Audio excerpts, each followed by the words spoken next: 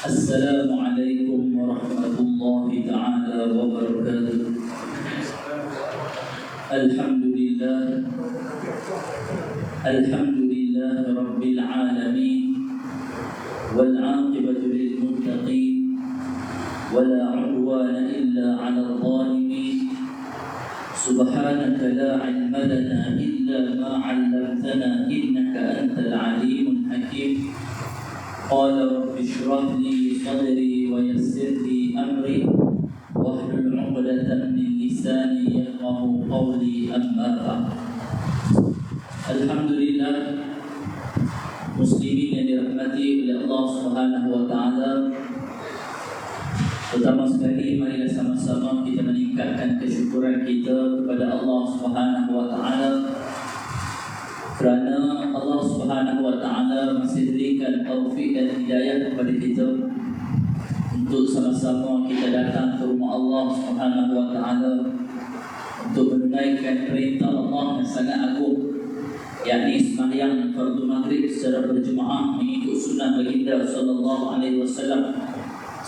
Kerana Allah Taala masih gerakkan hati kita untuk datang ke arah kebaikan. Kerana Allah Taala masih mudahkan kaki kita untuk berjalan menuju ke arah rumah Allah Subhanahu wa taala. Maka ini adalah satu nikmat yang kita kena rasa bersyukur. Kerana masih lagi Allah Ta'ala pandang kita dengan pandangan rahmat ini. Kerana masih lagi Allah Subhanahu wa taala pilih kita untuk datang ke rumah dia. Allah Ta'ala masih berikan kekuatan kepada kita untuk tunaikan perintah dia. Maka ini adalah satu nikmat. Nak lakukan sesuatu perintah Allah perlu pada taufik dan hidayah daripada Allah. Nak ucap walaupun satu subhanallah perlu pada taufik dan hidayah. Nak baca sepotong ayat Al-Quran perlu pada taufik dan hidayah daripada Allah. Tanpa taufik dan hidayah daripada Allah, satu subhanallah pun kita tak mampu nak ucap. Tanpa taufik dan hidayah daripada Allah, sepotong ayat Al-Quran pun kita tak mampu nak ucap. Tanpa taufik dan hidayah daripada Allah, walaupun rumah kita sebumbung dengan masjid sekalipun, kita takkan datang. Walaupun sebumbung, kita takkan datang. Ada orang ni, saya semayang dekat surau, tiba-tiba dia tanya, Ustaz, kandang kat mana? Kandang kat sini. Waktu tu nak komat dah, nak masuk. Waktu tu nak komat, ada saya nak masuk tu, dia bila nak lakukan nak komat, cukup 10 minit dah. Kita pun sangka baiklah, insyaAllah. Orang ni insyaAllah komat semayang, insyaAllah. Sebab kita kenal ya. Lepas tu dia pun tak tanya di tandah kat mana apa semua, kita pun tunjuk kat dia di tandah apa semua. Lepas tu dia lah, kita nak Allah ajak pada sampai untuk nak masuk semayang. Habis dia selesai solat, tak nampak dia juga. Tak nampak juga. Kalau kata uzuk, ada kata uzuk tak kan? Lagi mana nak uzuk? Kalau kata dah solat, baru je habis azan, akan solat laju. Jadi nak beritahu kata kat sini, walaupun orang tu dah masuk masjid, dah masuk rumah Allah untuk tunaikan apa-apa hajat dia, walaupun macam tu, tapi tanpa taufik dan hidayah daripada Allah, dia tak akan solat berjemaah. Jadi kita kena rasa banyak syukur tuan-tuan, kerana masih lagi Allah Ta'ala pilih kita dalam kesibukan kita ni. Masih lagi Allah Ta'ala bagi kekuatan kepada kita untuk duduk di dalam majlis ilmu. Masih lagi Allah Ta'ala bagi kekuatan kepada kita untuk istiqamah datang solat, dimarahkan rumah Allah. Masya-Allah. Innama ya'budu masajid Allahi man amana billahi wal yawmil akhir. Hanya saja orang yang memakmurkan rumah Allah, orang yang datang memakmurkan rumah Allah. Makmurkan itu macam mana tuan? Datang solat secara berjemaah, datang ke masjid, datang ke surau, datang ke rumah Allah, buat tadarus Al-Quran, datang ke rumah Allah, buat majlis-majlis ilmu, semua memakmurkan rumah Allah. Kalau kata rumah Allah yang mati itu macam mana? Tak ada orang yang semayang. Yang itu kata masjid detik dah mati dah. Ni alhamdulillah ada orang datang, innama ya'muru masajidallah. Datang memakmurkan rumah Allah ni man amana billahi wal yaumil akhir. Siapa dia? Mereka itulah orang-orang yang benar-benar beriman. Man amana billahi, orang-orang yang benar-benar beriman kepada Allah Subhanahu wa taala dan hari akhirat. Siapa yang selalu datang memakmurkan rumah Allah, mereka itulah orang yang beriman dengan Allah dan orang yang beriman dengan hari akhirat. Masya-Allah. Mudah-mudahan Allah Ta'ala golongkan kita di kalangan orang-orang yang ya'muru masajidallah, orang-orang yang selalu memakmurkan rumah Allah Subhanahu wa taala. Dan itulah kita kena terus berdoa. Doa berterusan kita berdoa supaya Allah Ta'ala istiqamahkan kita, supaya Allah Ta'ala istiqamahkan kita, berikan kekuatan kepada kita sehinggalah Allah Ta'ala matikan kita di rumah Allah Subhanahu wa taala. Amin ya rabbal alamin. Jadi muslimin yang dirahmati oleh Allah Subhanahu wa taala, kita akan sambung perbincangan kita tentang kitab penawar bagi hati. Kitab tasawuf, ilmu tasawuf, penawar bagi hati, salah satu kitab tasawuf, penawar bagi hati. Dan dalam kitab ni, nama kitab ni Qalbun Salim lah. Qalbun Salim. Kitab Qalbun Salim adalah syarah bagi kitab penawar bagi hati. Jadi satu kitab ni ada dua kitab. Two in one. Kitab ni ada dua buah kitab. Satu kitab penawar bagi hati dan lagi satu Qalbun Salim. Dua-dua kita akan baca. Jadi penawar bagi hati ni masyhur lah di kalangan orang lama kita ni, orang tua-tua kita ni. Kitab penawar bagi hati memang masyhur. Ramai tahu lah, Belah-belah Kelantan dan sebagainya, kawasan-kawasan pedalaman ni memang dah masyhur kitab ni.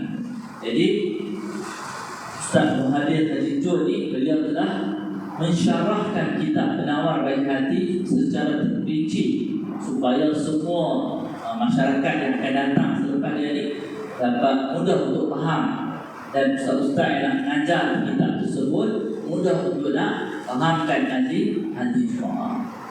Baik, kemudian kita akan sambung penerangan tentang kata Syekh Abdul Qadir. Beliau kata Tuhan Maha Suci Allah, Tuhan yang menjadikan akan jin dan manusia supaya mengerjakan mereka itu akan ibadah. Jadi Allah Subhanahu wa taala sedang memuji Allah Subhanahu wa taala. Beliau kata Allah Taala adalah Tuhan yang menjadikan jin dan manusia supaya jin dan manusia tersebut dapat beribadah kepada Allah, dapat menyembahkan diri mereka kepada Allah Subhanahu wa taala. Dalil dia pada dalil dia. Allah Subhanahu wa taala sebut di dalam Al-Quran, "Wa ma khalaqatul jinna wal insa illa liya'budun." Tidaklah aku menciptakan, firman Allah Subhanahu wa taala, tidaklah aku menciptakan jin dan manusia melainkan liya'budun, melainkan semata-mata supaya mereka beribadah kepada Allah Subhanahu wa taala. Jadi Allah Subhanahu wa taala ciptakan kita, maksud kedatangan kita di muka bumi Allah ini adalah untuk kita mengabdikan diri kita kepada Allah, untuk kita memperhambakan diri kita kepada Allah. Itulah maksud Allah Ta'ala ciptakan kita. Baik, kata ulama, huruf lam yang ada dalam perkataan ya'budu, liya'budun, liya'budun.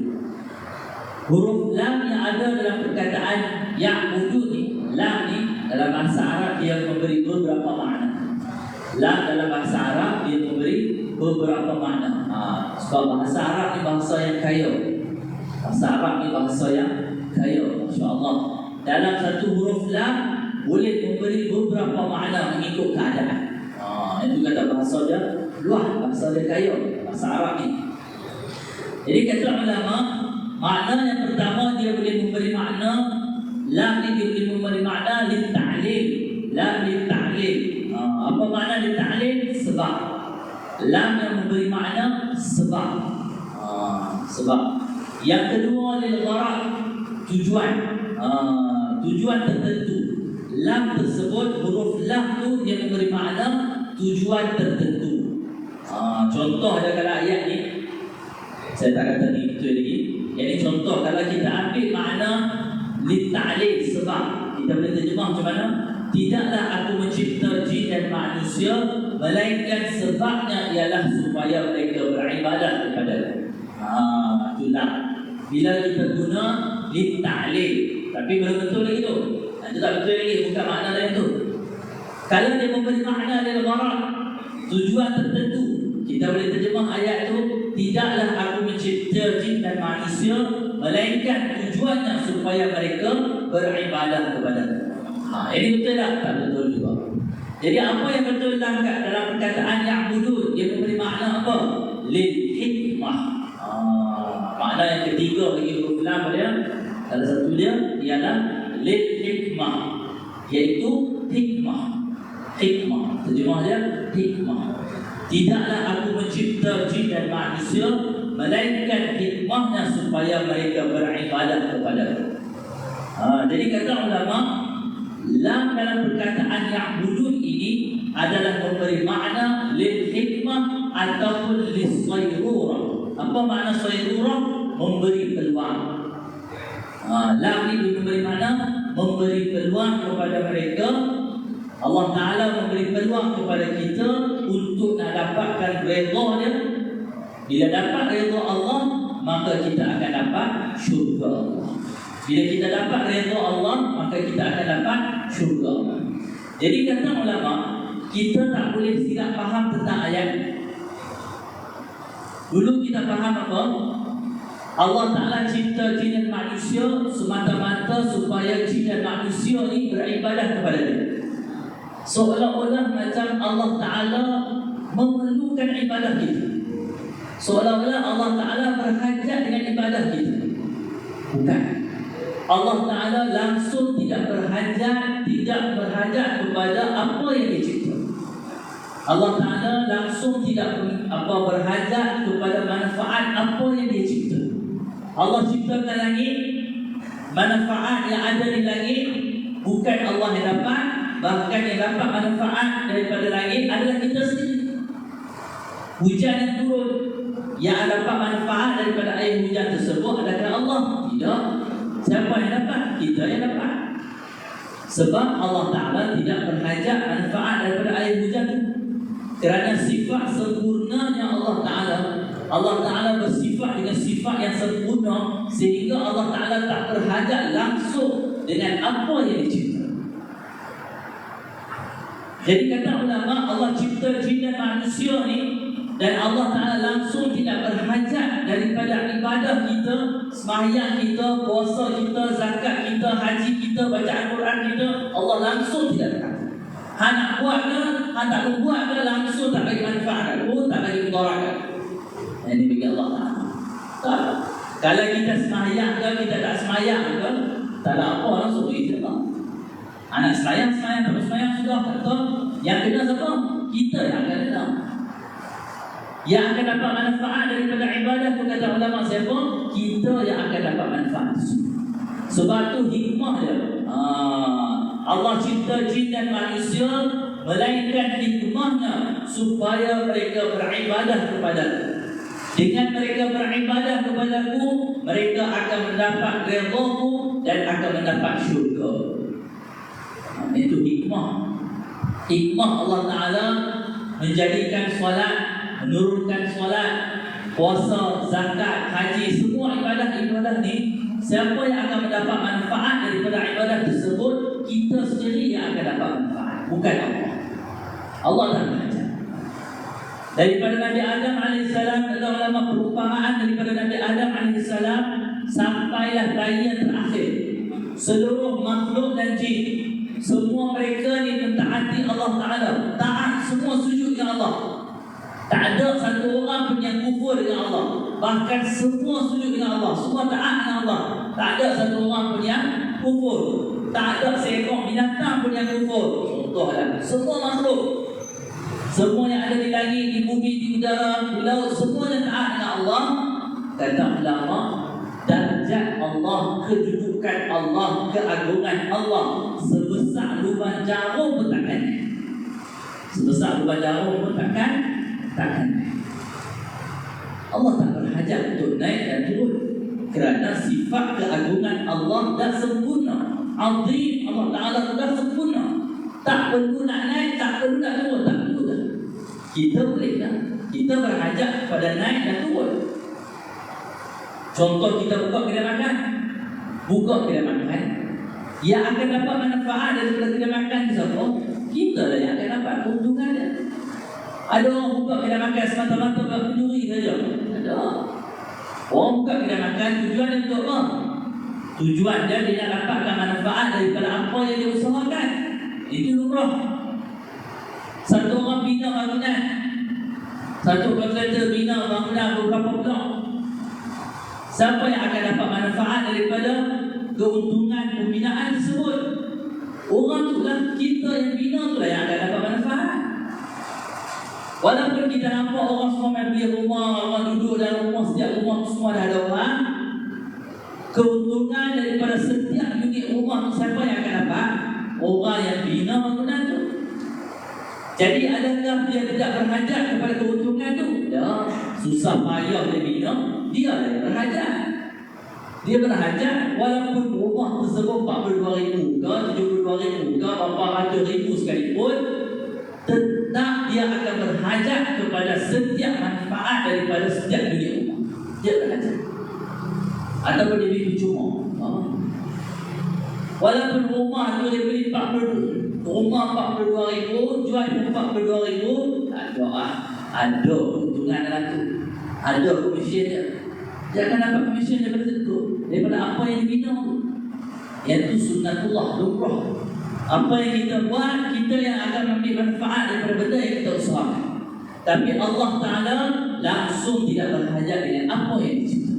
Kerana apa?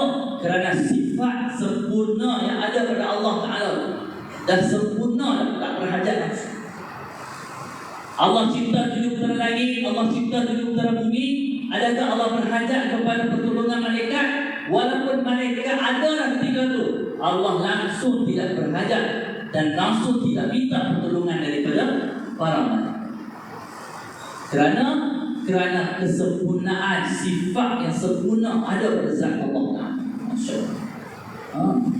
Dan kata ulama lagi, kalaulah daripada Nabi Adam AS sampailah bayi yang terakhir, semua mereka ni kufur dengan Allah. Tak ada satu orang pun yang taat. Contoh, tak ada satu orang yang taat, bahkan semua kufur dengan Allah. Darjat Allah sebesar lubang jarum pun takkan turun. Darjat Allah sebesar lubang jarum pun takkan turun. Sebab apa? Sebab tak bagi kesan.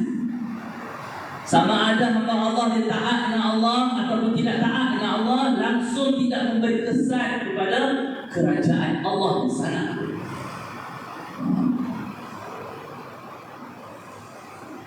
Tapi kerajaan-kerajaan lain, pemerintahan-pemerintahan yang lain, dia akan bagi kesan. Kalau rakyat tak tolong sama dengan dia, akan bagi kesan. Kalau rakyat tak bagi kerjasama, dia akan bagi kesan juga kepada orang atas. Dia akan bagi kesan juga, walaupun mereka berada di atas. Kalau orang bawah tak bagi kerjasama dengan orang atas, satu hari orang atas pun akan jatuh. Sebab orang atas berhajat kepada orang bawah dan orang bawah berhajat kepada orang atas. Sebab dua-dua mereka ni makhluk. Sifat makhluk mempunyai kelemahan. Khuliqal insanu dha'ifa. Manusia ni lemah. Sehebat-hebat macam mana pun tetap dikatakan lemah. Tapi Allah yang mempunyai sifat Khaliq Allah, sifat Rahman Allah, sifat Azim Allah, sifat Qahhar Allah Ta'ala, siapa pun tak mampu untuk nak halang keputusan. Jadi dalam ayat kata ulama, kita tak boleh silap faham. Tak boleh silap faham. Dalam ayat ni apa makna ayat ni?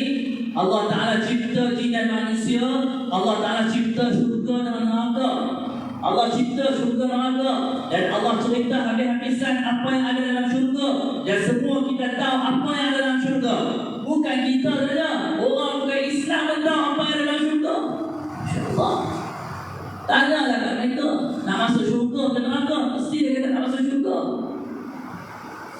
Dan api neraka Allah dah cerita habis-habisan dah apa yang ada dalam api neraka, dan Allah tak zalim.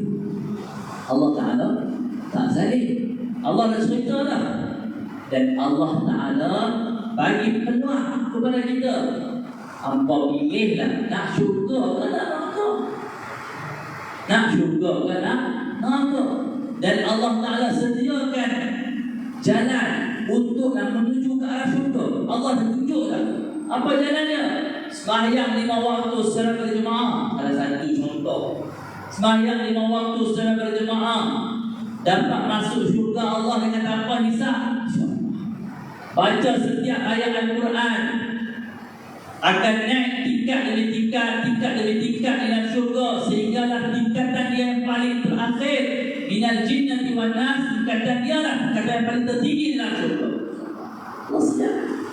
Sebut satu subhanallah, Allah Ta'ala tumbuhkan satu pohon di dalam syurga, maknanya dia akan dapat syurga kalau dia sebut subhanallah. Jadi Allah Ta'ala sediakan, ciptakan syurga dan ciptakan neraka, dan Allah Subhanahu Wa Ta'ala sediakan jalan untuk menuju ke arah syurga dan jalan untuk menuju ke arah neraka. Allah dah tunjuklah, kalau apa pergi ke arah kanan, apa dapat masuk syurga. Kalau apa pergi ke arah kiri, wa na'udzubillah min dzalik, apa akan masuk neraka Allah. Semoga Allah melindungi. Pemilihan ada kepada siapa? Ada atas bahu kita sendiri. Kita ni, kalau kita tunaikan maksud kedatangan kita di muka bumi Allah, kita dapat masuk syurga. Apa maksudnya? Apa maksud kedatangan kita ke muka bumi Allah? Liya'budun. Untuk kita mengabdikan diri kepada Allah. Allah turunkan, Allah jadikan solat, puasa, zakat, haji, semua ibadah ni Allah jadikan untuk nak bagi peluang kepada kita, wahai hamba-Ku, kalaulah kamu datang hayya 'ala solat, hayya 'alal falah, marilah datang ke arah solat, main sembahyang dulu. Hayya 'alal falah, datanglah ke arah kejayaan, datanglah ke arah kejayaan. Insyaallah. Kalau kamu tunaikan perintah Allah, maka kamu akan dapat syurga Allah. Kamu ada peluang untuk masuk syurga Allah. Kalau kamu dapat mengabdikan diri kepada Allah, Allah Ta'ala kata, kalau kamu dapat mengabdikan diri kepada Allah, liya'budun, kamu ada peluang untuk dapatkan syurga Allah. Kalau kita tunaikan maksud kedatangan kita ke muka bumi Allah, jadi yang akan dapat manfaat daripada ibadah tersebut siapa? Kita sendiri.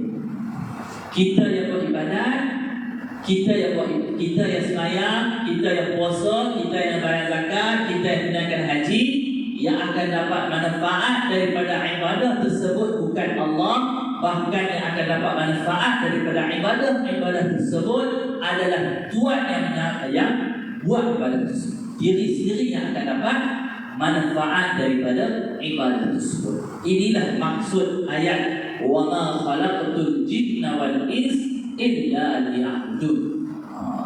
Memberi peluang kepada mereka, Allah bagi peluang, hikmah dia adalah untuk mendapatkan syurga Allah. Bila kita mentaati perintah Allah, Allah redha kat kita, Allah redha terhadap kita, tempat dia adalah syurga Allah. Dan orang-orang soleh akan datang. Orang soleh akan datang ke hadapan Allah, akan menghadap di hadapan Allah. Kemudian akan dibukakan buku amalan, buku catatan amalan di depan dia. Dia tengok, Masya Allah, besarnya buku amalan ni. Sejuk mata pandang. Oi, besar sungguh ni. Malah 40 tahun, 50 tahun, 60 tahun cerita. Besar sungguh.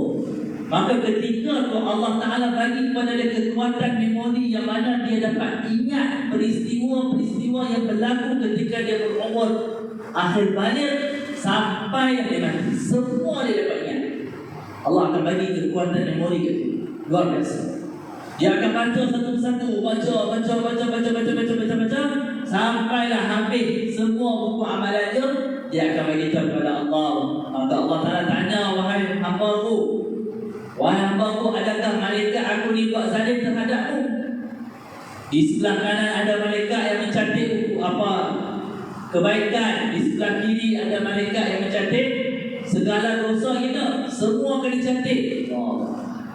Maka Allah tanya malaikat, aku zalim ke kan? Contoh bahasa kita lah kan. Kita tak ada. Benar, semuanya benar. Dosa semua ada, pahala semua ada, semua apa? Tak tipu, tak salah. Maka Aisyah radhiyallahu anha tanya, wahai Rasulullah, apa makna hisaban yasira? Allahumma hasibni hisaban yasira. Wahai Allah, hisablah aku dengan hisab yang mudah. Apa makna yasira tu? Mudah tu macam mana? Mudah tu macam mana? Maka Nabi SAW sabda, mudah tu macam mana? Apabila hamba datang, kemudian dibukakan buku amalan, kemudian ditutup dan diberikan kepada dia, dapat masuk syurga. Itulah hisab. Takkan disoal walaupun satu soalan. Itu makna hisab yang yasir.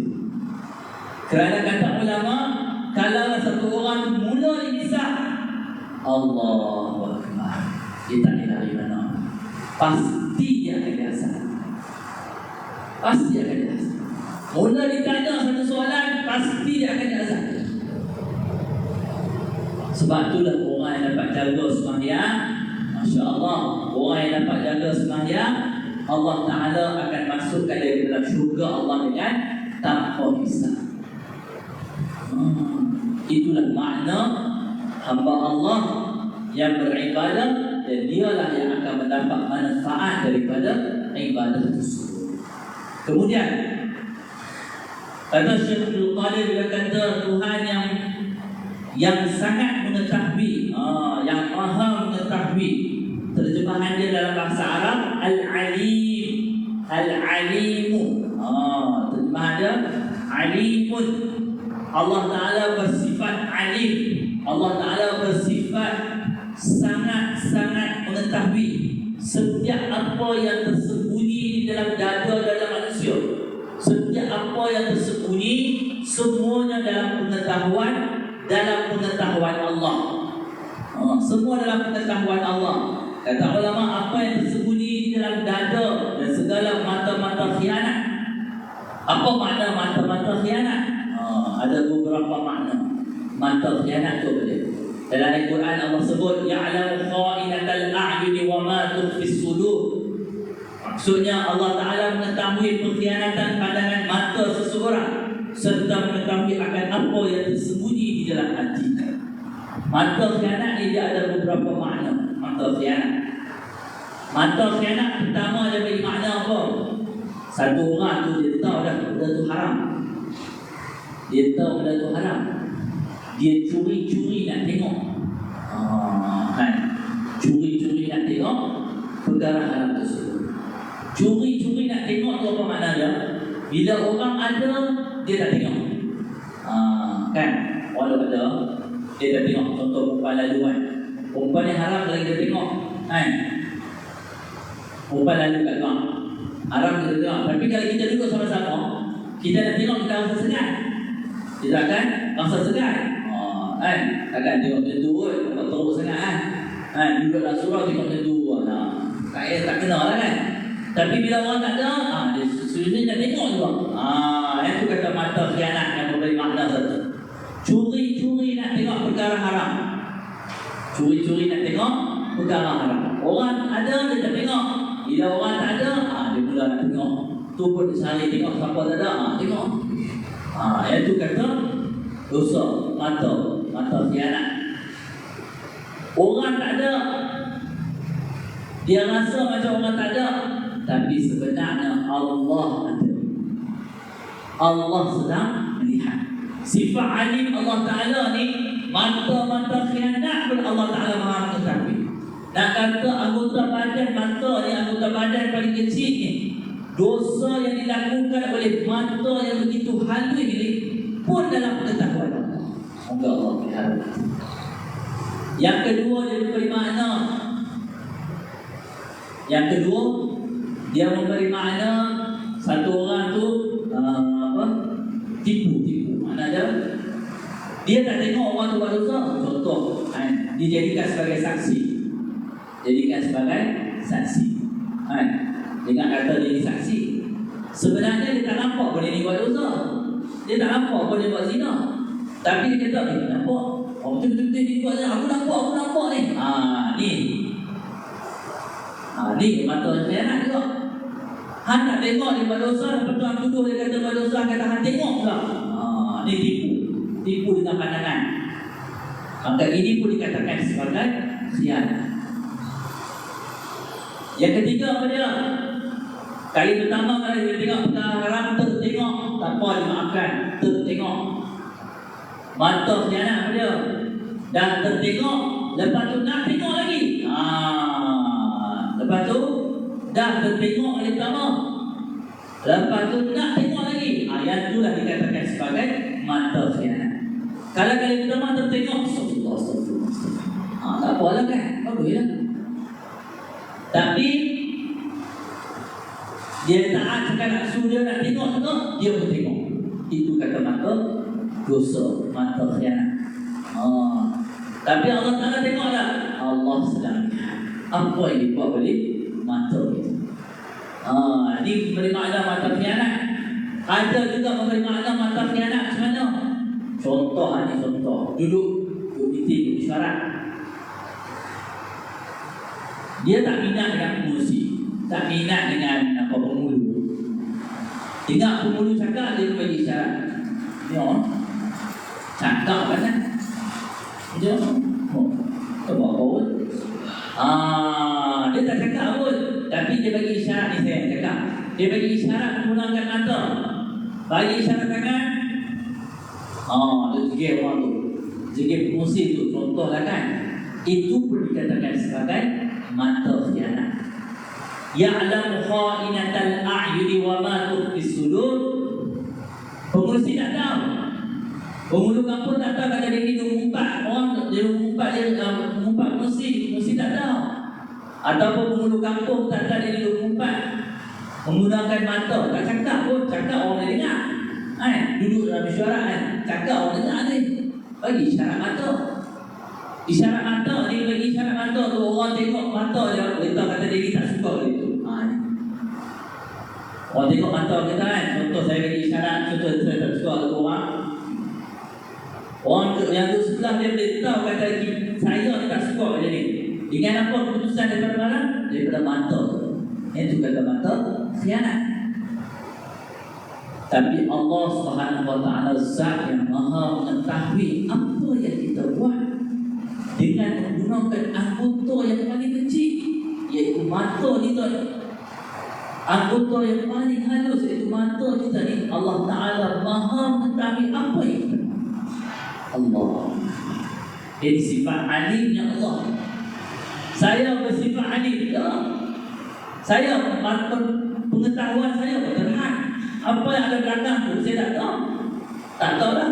Bahkan apa yang ada belakang saya kena tengok tu boleh tahu. Itu kata pengetahuan kita ni terhad. Tak sama macam Allah. Sifat alim Allah Ta'ala ni, semut yang hitam di atas batu yang hitam, di hutan yang gelap gelita. Allah Ta'ala bersifat alim. Allah maha mengetahuinya. Allah apa yang dilakukan oleh semut tu ada dalam pengetahuan. Apa yang dibuat oleh semut tu ada dalam pengetahuan Allah. Bersifat sami'nya Allah Ta'ala. Allah maha mendengar setiap telapak kaki semut tersebut. Allah maha mendengar. Tak boleh nak lari mana tuan? Tak boleh nak lari mana?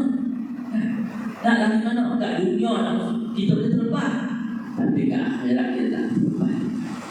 Kat akhirat kita tak boleh terlepas. Lepas tu kata beliau lagi, dan lagi akan bertanya daripada pendengaran dan penglihatan dan hati dan lain-lain pada hari kiamat. Padahal semua anggota badan kita ni, apa yang diperbuat oleh anggota badan kita ni, semuanya akan disoal pada hari kiamat. Tak ada satu orang pun yang boleh terlepas. Semua dalam pengetahuan Allah. Satu ketika Nabi Musa AS bersama dengan isteri baginda, lalu Nabi Allah waktu malam. Malam tu bukan macam kita ni cerah kat luar. Kita ni kat dalam cerah, insya-Allah. Lampu rata tak masalah. Zaman dulu ni kita bawa kereta sendiri. Nak cari lampu jalan ke mana? Ada lampu jalan, gelap. Ada gelap. Cuba semua ni tak ada lampu, gelap. malam pula. Maka Allah Ta'ala panggil Nabi Musa AS. Nabi Musa AS pun pergi jumpa dengan Allah Ta'ala. Allah beritahu kepada Musa, wahai Musa, pergi dakwah Fir'aun. Sesungguhnya Fir'aun telah melampaui batas. Nabi Musa AS kata, wahai Allah, sedangkan Allah Maha mengetahui. Wahai Allah, aku tinggalkan isteri saya di kat bawah ni. Dia duduk kat terbukit. Tinggal isteri saya kat bawah ni. Dan isteri saya sekarang ni dalam keadaan sama mengandung. Kalau pencuri nak angkat, dia tak boleh lari mana lah. Kalau tak mengandung boleh lari ke mana, sembunyi kat mana. Ni tu sama mengandung ni. Tak boleh nak lari mana-mana. Penat lah. Boleh tu mana lah mana. Kan tak ada orang, gelap. Maka Allah Ta'ala beritahu kepada Musa, wahai Musa, ambil tongkat kamu, pukul batu tu. Nabi Musa AS ada tongkat kan, tongkat Nabi Musa. Nabi Musa AS ambil tongkat tu, pukul batu yang ada di sisi. Pecah batu tu, ada lagi satu batu, ada batu lagi. Allah perintah, wahai Musa, pukul lagi batu ni. Nabi Musa AS pukul lagi batu tu, batu yang sama. Pecah, ada lagi batu. Oh, dan dua lapisan batu pecah dalam sebiji batu. Maka Allah kata, wahai Musa, pukul lagi batu yang lapisan yang ketiga ni. Batu yang sama, lapisan yang ketiga. Nabi Musa AS pukul batu tu, pecah batu tersebut. Maka apa yang Nabi Musa nampak? Nabi Musa tengok ada seekor ulat yang sedang makan daun yang segar. Allah. Maka Allah Ta'ala perintah, wahai Musa, dekatkan telinga kamu ke arah mulut ulat tu. Maka Nabi Musa AS pergi ke telinga mulut ulat tersebut. Apa kata ulat tersebut? Subhana man yarani wa ya'rifu makani wa yarzuqni wa la yansani. Senantiasa dipuji Allah. Maha suci Tuhan yang senantiasa melihat aku ni. Subhana man yarani, maha suci Tuhan yang senantiasa melihat aku. Wa ya'rifu makani, maha suci Allah yang maha mengetahui tempat tinggal aku ni. Walaupun aku berada di 3 lapisan batu, Allah zat yang alim, sifat alim yang ada pada Allah maha mengetahui tempat tinggal ulat tersebut. Wa yarzuqni wa la yansani, maha suci Allah yang senantiasa memberi rezeki kepadaku. Allah senantiasa bagi rezeki tu kat dia. Walaupun dia duduk di dalam 3 lapisan batu, memang logik akal kita ni tak boleh terima. Tak boleh terima tuan. Tak boleh terima. Sebab apa? Akal kita ni cetek, terhad. Allah, sifat zat Allah Ta'ala ni, Allah boleh keluarkan seekor unta yang dalam keadaan apa? Ngadu, betul ha? Dalam keadaan mengadu unta tu, boleh keluarkan seekor unta daripada batu. Allah Ta'ala keluarkan seekor unta daripada batu. Daripada batu tu keluar unta. Nak tunjuk kehebatan Allah ni. Boleh terima tak boleh rejekkan? Tak boleh terima. Tak boleh terima. Tapi Allah Ta'ala berkuasa dan Allah berkuasa. Nabi SAW cerita peristiwa pada hari kiamat. Ada manusia yang akan berjalan dengan kaki. Ada manusia yang berjalan dengan apa tu? Ada manusia yang berlari. Ada manusia yang berjalan. Ada manusia yang menunggang. Ada manusia yang berjalan dengan kaki. Dan lagi dia kata, ada manusia yang berjalan dengan muka-muka mereka. Sahabat setuju? Oh, Allah berjalan dengan muka. Sahabat tanya, wahai Rasulullah, macam mana orang nak jalan dengan muka ni? Tak ada terima oleh rujakan. Macam mana nak jalan dengan muka? Allah Nabi, apa jawapan Nabi? Wahai sahabatku, Tuhan yang berkuasa untuk menjadikan manusia berjalan dengan kaki, dan Allah juga yang maha berkuasa untuk menjadikan manusia berjalan dengan muka-muka mereka. Allah Ta'ala yang berkuasa untuk menjadikan mereka berjalan dengan muka-muka mereka. Ini asal. Mereka akan lalui di atas duri-duri dengan muka mereka. Alhamdulillah saja muka Allah. Di balik cerita Nabi Musa AS, maka ulat tersebut kata apa? Wa yarzuquni wa la yansani, maha suci memuji Allah yang senantiasa memberi rezeki kepadaku dan tidak pernah lupa untuk bagi rezeki kepadaku. Tak pernah Allah lupa. Allah tak pernah Allah Ta'ala lupa bagi rezeki kepadaku. Makan pula daun yang sedap dan hijau. Maka Allah Ta'ala beritahu kepada Musa AS, wahai Musa, ulat dalam 3 lapisan batu, aku tak pernah pun lupa untuk bagi rezeki kepada dia. Aku lebih mengetahui tempat tinggal dia. Aku yang bagi rezeki kepada dia. Aku yang pelihara dia. Duduk dalam 3 lapisan batu, aku yang pelihara dia. Apatah isteri kamu yang berada tepi jalan. Susah ke bagi Allah? Susah ke tuan? Tak susah langsung. Tidak apa-apa. Nabi Musa AS 3 yang disebut tidak nak beritahu pada tuan dikasih oleh Allah, nak beritahu sifat alimnya Allah Subhanahu Wa Taala yang maha sempurna. Sifat alimnya Allah Taala yang maha sempurna. Apa sahaja perbuatan kita, sama ada perbuatan yang dilakukan oleh mata kita, telinga kita, mulut kita, hati kita sekalipun, hati kita ada sifat dendam dengan satu orang tu, Allah lebih mengetahui tuan. Orang tu tak tahu kata kita tak suka pada, tapi Allah lebih mengetahui bahawa kita tak suka pada. Apa yang ada dalam hati kita, apa yang terlintas dalam hati kita, sama ada baik atau buruk, semuanya ada dalam pengetahuan. Kita boleh terlepas, tak boleh terlepas. Inna as-sam'a wal basara fu'ada kullu ulaika kana 'anhu mas'ul. Allah sebut dalam Quran, sesungguhnya pendengaran, penglihatan dan hati semuanya akan ditanya apa yang dilakukan. Semua akan ditanya oleh Allah. Tak ada satu perkara pun yang akan terlepas. Semua akan ditanya. Mulut akan dikunci. Yang akan bercakap, mata kita akan cakap, telinga kita akan cakap, pendengaran kita akan cakap, tangan kita akan cakap, kaki kita akan cakap. Semuanya akan cakap dosa masing-masing, satu persatu. Boleh terlepas? Sebab itulah bila kita nak buat apa-apa dosa, kita siap diri sendiri. Apa-apa kesilapan yang kita nak buat, apa-apa dosa yang kita nak buat, kita kena fikir besar. Kita kena fikir dulu.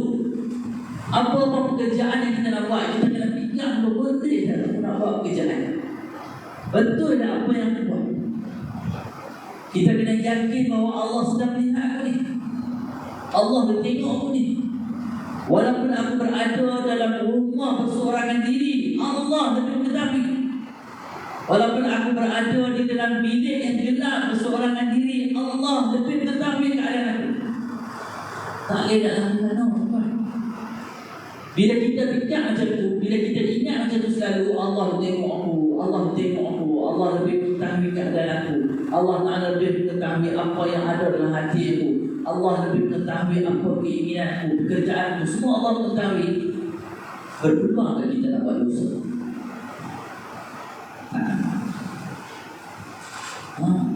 Nak taat perintah Allah jadi mudah bagi kita. Nak datang solat mudah, nak baca Quran mudah, nak berzikir mudah. Sebab apa? Sebab hati kita yakin bahawa Allah tengok dia. Allah tengok kita ni. Allah tengok apa pekerjaan kita ni. Bila azan dilakukan, Allah tengok nak pergi mana sekarang ni. Nak sibuk dengan pekerjaan ke ataupun nak datang ke masjid? Nak sibuk dengan perniagaan ke ataupun nak datang ke masjid? Semuanya dalam pengetahuan Allah. Sahabat radhiyallahu anhum, betapa mereka takut dengan Allah, betapa mereka yakin dengan Allah, mereka takut dengan Allah. Ketika mana ambil wuduk saja, muka dah pucat. Kawan dia tanya, kenapa muka pucat sangat ni? Kita apa? Wahai sahabat tu, lepas aku ambil wuduk ni, aku dah menghadap di hadapan Allah. Aku nak menghadap di hadapan Allah. Allah bertengok aku ni. Takut nak menghadap Allah. Sifat takwa yang adalah hati sahabat radhiyallahu anhum telah menguasai diri mereka dan menguasai sifat takut dengan Allah. Walaupun sahabat radhiyallahu anhum ada jaminan syurga dah.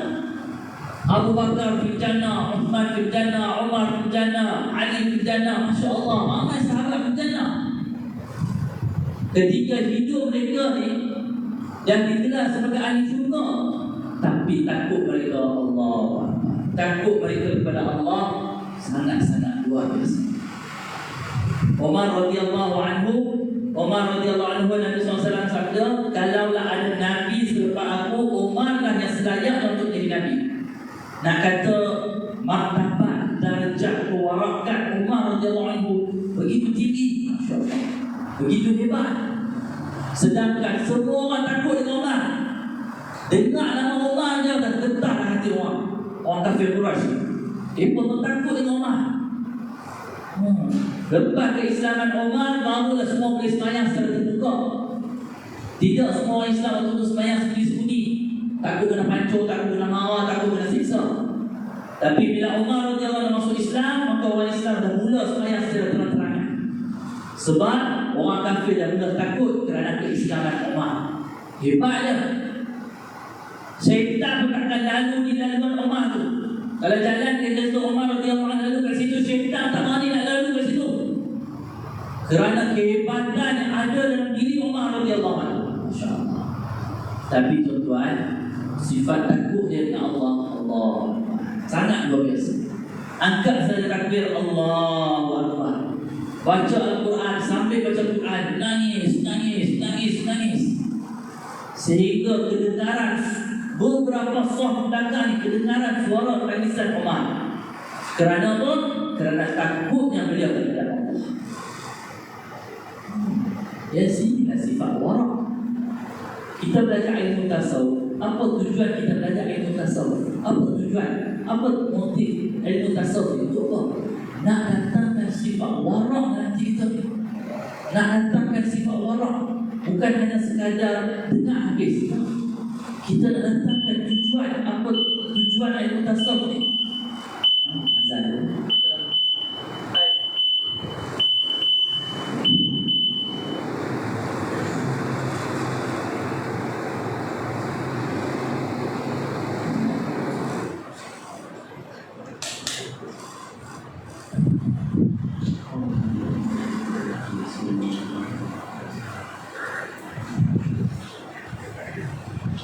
Allahu Akbar,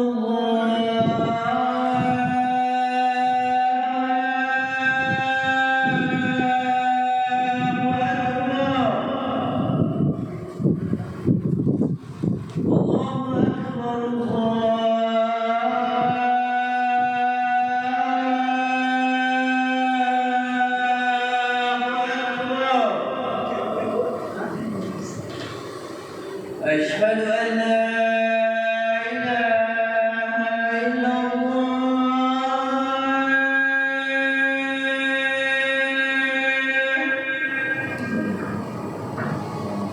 أشهد أن لا إله إلا الله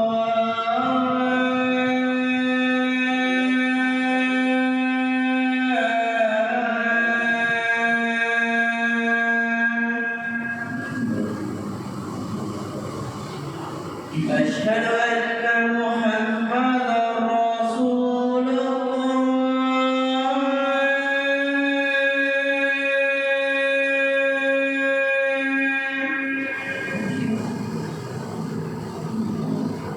أشهد أن محمدا رسول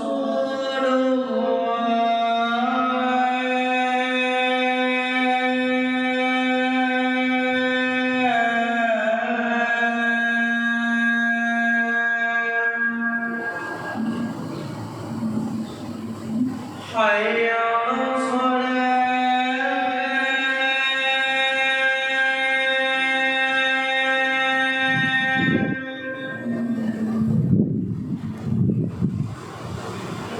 حي على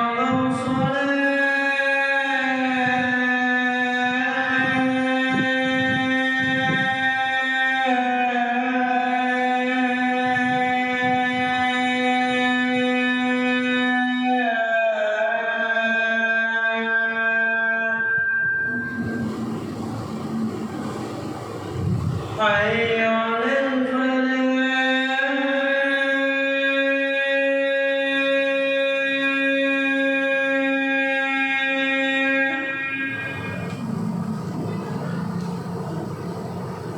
حي على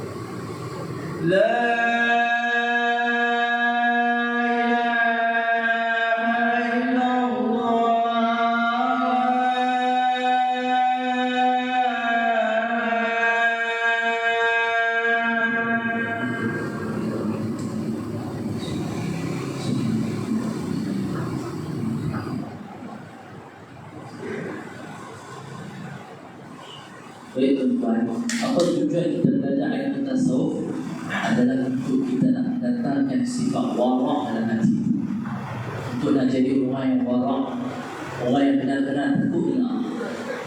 Dan kita dapat tahu bahawa setiap pendengaran kita, penglihatan kita, setiap apa yang terlintas dalam hati kita, semuanya akan disoal oleh Allah.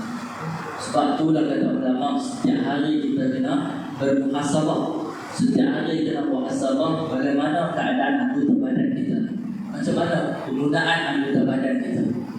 Kalau ada dosa-dosa yang kita buat, hari itu juga kita dengan istighfar. Banyakkan istighfar, menghapus dosa. Banyakkan istighfar. Apa dosa tu? Apa dosa itu? Orang mukmin ni bila buat dosa besar, dia takkan duduk diam. Sifat orang mukmin, sifat orang Islam, sifat orang mukmin, dia bila terjebak dalam dosa besar, dia takkan duduk senang, takkan duduk senang. Contoh na'udzubillah, dia buat zina, dia melakukan zina, hari itu dia takkan duduk tenang. Macam mana nak selesaikan? Dia rasa bersumpah salah.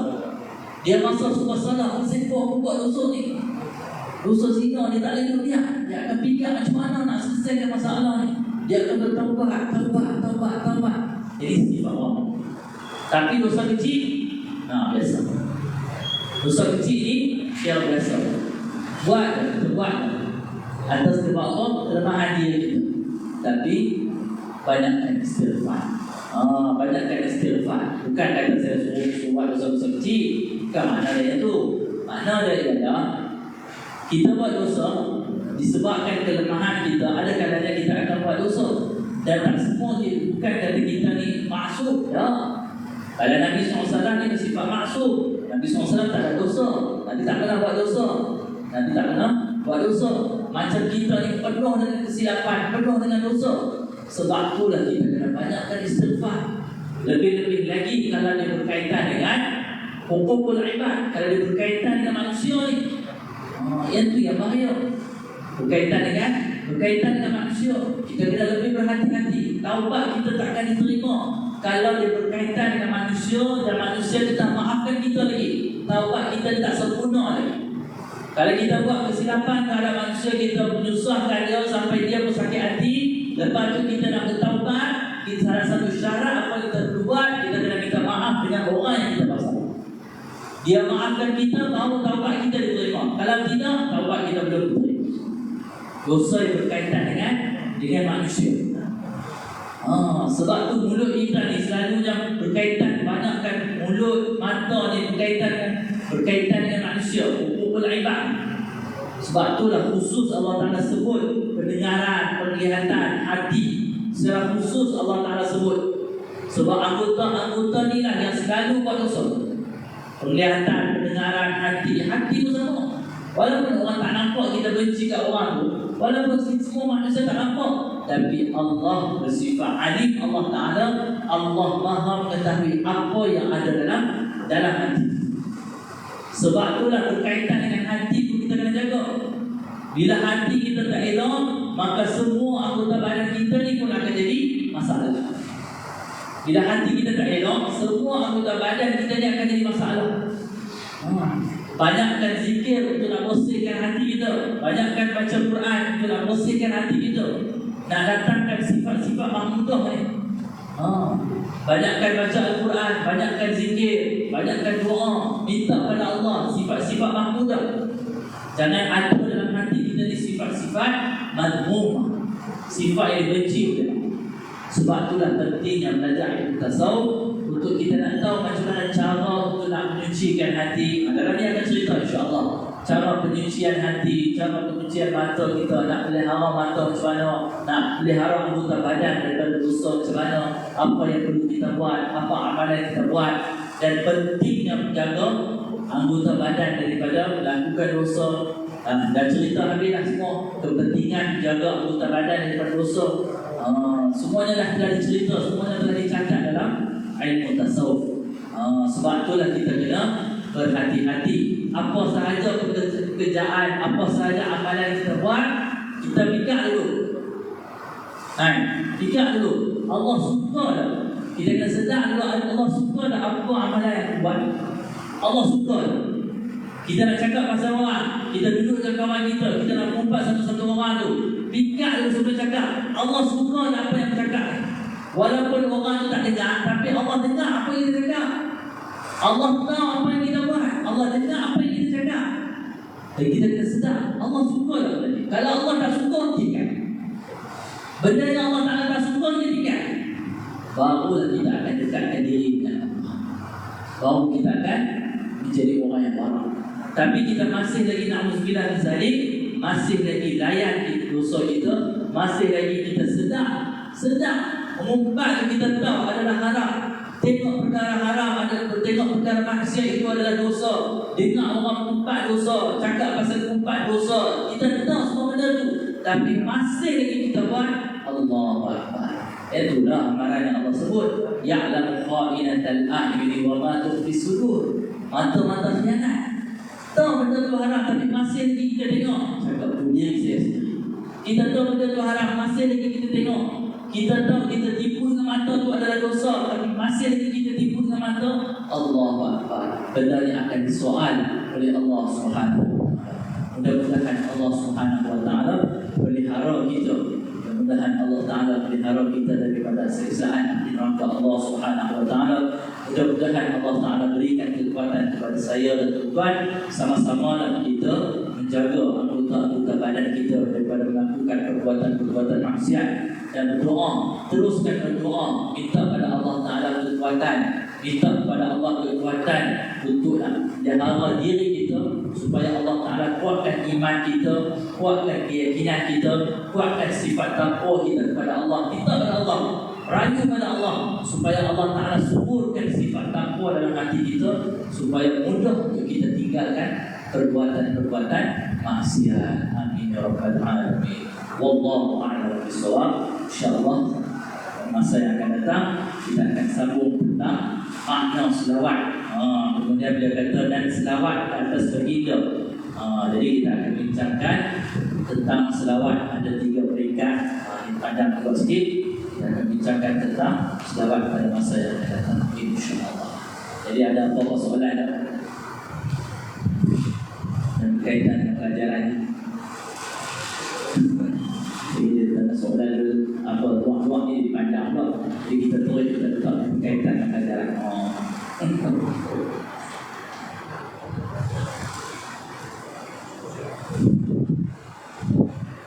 Ada orang kata, Ustaz, saya ni susah nak tinggal satu maksiat, susah nak tinggal.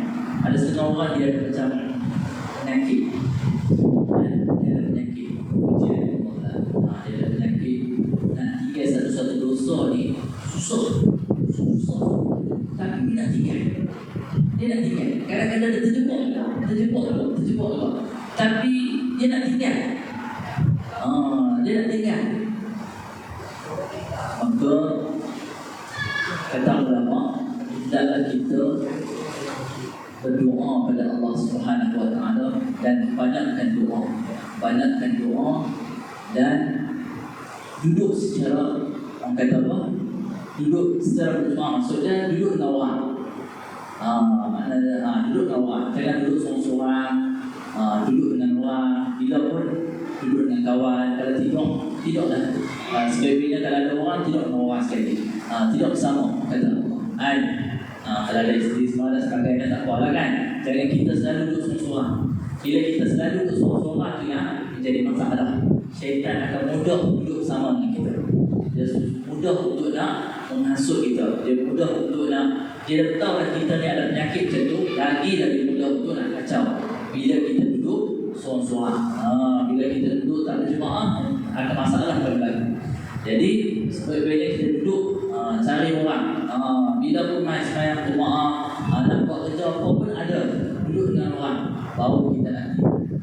Jadi salah satu tips lah, cara-cara nak tinggal satu-satu tadi aku kata apa-apa tadi aku. Tapi kalau kita duduk dengan sekepala dengan kita, tak boleh lah. Duduk sekepala dengan kita, kawan-kawan kita berjenis sama juga dengan kita, itu tak kenal lah. Saya juga kata cari kawan yang baik tu wajib. Cari kawan yang baik tu, nak islah diri tu, cari kawan yang baik.